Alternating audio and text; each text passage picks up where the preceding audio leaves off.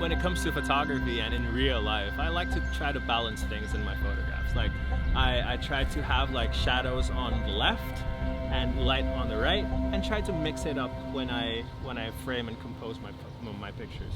Nice. So what I usually do is go out at this time. It's currently like almost 2 o'clock, so the shadows and the light is harsh, which I really love. And I usually go just around this area and look for patches of shadows and patches of light and take pictures of them. This is Vern, by the way, Click It and Pick It guy, and we're doing a photo walk together. Thanks, Vern. So what I usually do is, it's in the afternoon, so the light is on that side. I usually go on the other side to go and check some light patches. So let's go and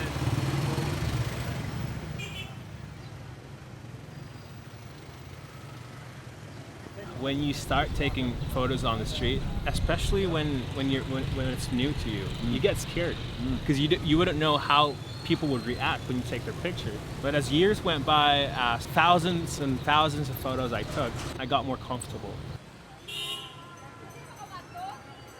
I'm more in tune with myself and with my body language, so that when I actually take a picture of a person, they wouldn't like get intimidated by me.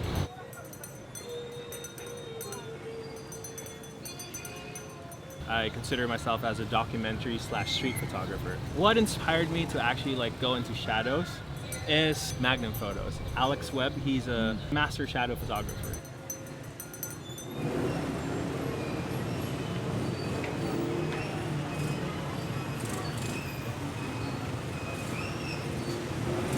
The shadows are harsh today. Very, I love it. I love them. Now you're a very deliberate photographer, and you've basically likened it almost to fishing. You call it fishing. So you will wait and set up the shot and wait for the subject to come into your shadow, your victim to come into scene, and then you will take it, you will capture it and savor the moment. And that's a really amazing technique to be able to develop. I have ADHD, and for me, I move and I got to keep moving and grooving unless I see something so spectacular that it speaks to me. It's, oh, I got to have that. Yeah. But it seems like you're more looking for something to speak to you, and then you're willing to wait for the hook to get set. That's a good insight, because when I started, I usually just I went with how many shots I could take, with how fast I could take them. But now as I grow older with the style that I'm taking pictures, how I take pictures, I actually like smell the street. I feel the street, and I get to feel the energy.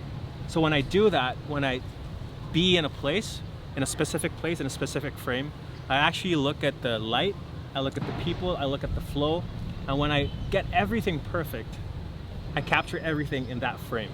So I take time, it takes patience rather, and it takes dedication to actually be in one spot and not like go, oh my god, there's a dog there, there's another person there, there's another car on the other side. Right. So with slowing things down, you get to appreciate the mundane things, the things that people usually take for granted when they walk past it every day. That makes sense. Sure. So today we're just kind of following him, trying to let his conscience be his guide. I'm not trying to dictate what he's doing or where he's going. Just let him do his thing, and we're just kind of tagging along. So you're also kind of a Star Wars guy. Oh yeah. So there's that balance between the evil, which is dark, and the light, which is good. So when you shoot your shadows, do you look at light and darkness on equal ground, or do you prefer to find one over the other, or is there any difference? If we're gonna go on the Star Warsy side, I'm more of like a Kylo Ren type of person. I'm more into the dark side, but when it comes to photography and in real life, I like to try to balance things in my photographs. Like I try to have like shadows on the left and light on the right, and try to mix it up when I frame and compose my pictures. Nice. I didn't see any shadows on that dog.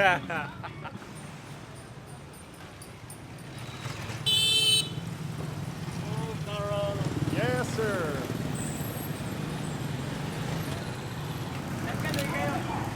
Hả?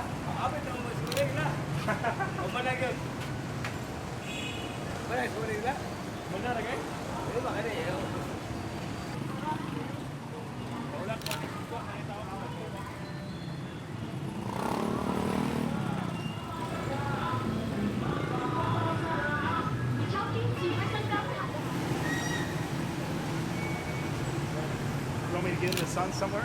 No, it's fine. I just like how bare it is. Beautiful. I like how it's empty. You know, it's really important that people like us document something like this. Because you know why? A few months from now, or even like a year from now, this is going to be different than how it is. Because they're going to build something already. Right. All right, so we're out on the streets with Urich Calumpang, and we're gonna have him discuss what he looks for when he looks for shadows. Do you want a real bright, highlighted area like here in the right, and then a really dark shadow, or does it have to be a balance, one extreme to the other? That's actually a good question. Usually I go out at this time, 2 o'clock in the afternoon, and I end at 4 o'clock.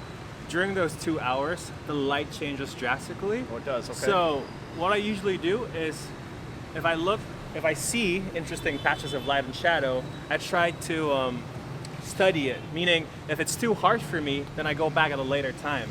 Okay. But usually, it depends on the situation. If the colors are so bright, I usually tend to wait for the light to be softer. Okay. But if the area is a bit dark, then I like the light to be brighter. So it depends on the time, it depends on the subject. But to answer your question regarding what I'm looking for, it's just interesting shapes with the shadows and the patches of light. Now, Vern, I'd like you to stand just in between the light and the shadow in the middle. There you go. Okay. Go down. Perfect. Now I want you to go from that side and then walk towards the right. Okay? Ready? Go. Perfect. Now we're talking. Okay, now I'm usually looking for interesting shapes. I'm looking for balance and geometry. And right now I see so many shapes. There's a circle, there's a triangle, and there's that really big slice of light and shadow. So what I'm gonna do is move backwards, get the angle, which I really like. Move back, move back, move back. There you go. So what is the golden hour of shadow photography? For me in the morning, perfect time would be around 7 o'clock until 7:30. So that early? Yeah, Wow. 7:30. Because the light isn't that harsh. Okay. And if you shoot around 9 o'clock, it's going to be really hot. And usually the people that you take pictures of, they do this, they squint. Right. And you like your photos to look natural. But sometimes, it depends on the situation too. If you really want to highlight how hot the day is, that would be perfect to go at a later time in the morning, and in the afternoon go earlier. Okay. So when you shoot your photos, are you underexposing a full stop, a half stop, 2 full stops? Where do you set up your A full and a half underexposure? stop. Okay. Yeah. So 1.5? yeah, Okay, usually clicks. like that. The perfect Urich settings for me on the streets when there's harsh light and harsh shadows would be shutter speed would not go below 1,000. Okay. So probably 1250, 1250, and 1600. Okay. Or 2000. ISO would be 200, and the f-stop would be 8, f8, all the time. Everything should be sharp for me. So you usually run those same settings? Every day. Wow. Yeah. Do you use any kind of filters on the ends of your lenses when you shoot? No, my lens is bare. Okay. I use a fixed focal length lens, 24 mm.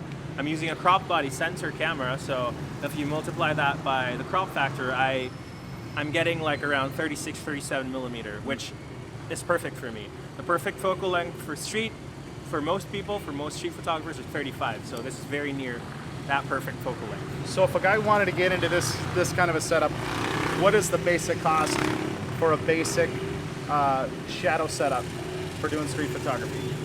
Usually the body, this is an entry-level body. I got this for the purpose that I use it every day. I just put it in the bag and not worry about the cost too much. Sure. So the body's gonna cost you around 18,000 pesos. That's gonna be like 380 bucks. Okay. And the lens, this is a perfect lens. It's a 2.8, so it's also good for like mid-low light situations. The lens will cost you around 7,000 pesos. That's roughly probably 150 bucks. Okay. So all in all, just get 550 bucks, then you're good. You're good to go. So it's a lot of money here, but it's the minimum of what you should have for professional quality photos. yeah. Because his photos are outstanding. So I'm sold on the photos that you do for shadows. Thank you. All Thanks, with Vern. that, so it just goes to show you don't have to spend thousands and thousands of dollars to get a high quality photo. You need to know your gear and you need to know the limitations of it to get really high end photos. This is how you get water that's cheap in the Philippines. Oh, good, you have a water bottle with you.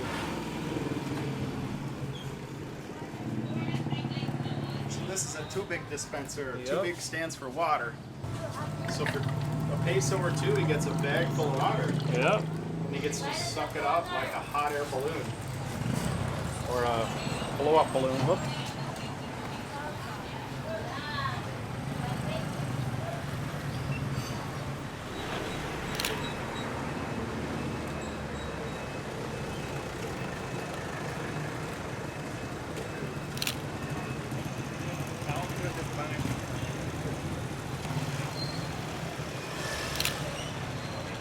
okay.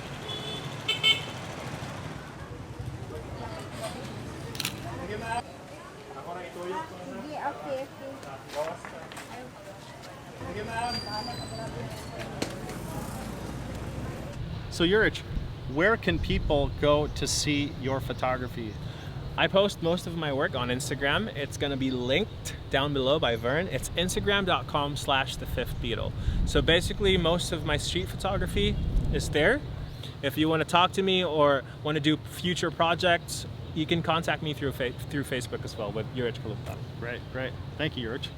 Vern, thank you. What do you see? You know, they would have stopped for you if you were the sixth beetle.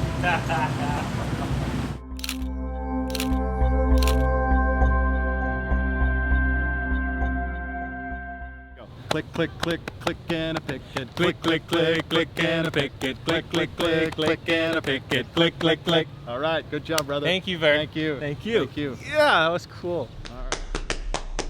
Click, click, click, click and a pick it. Click, click, click, click and a pick it. Click, click, click, click and a pick it. Click, click, click.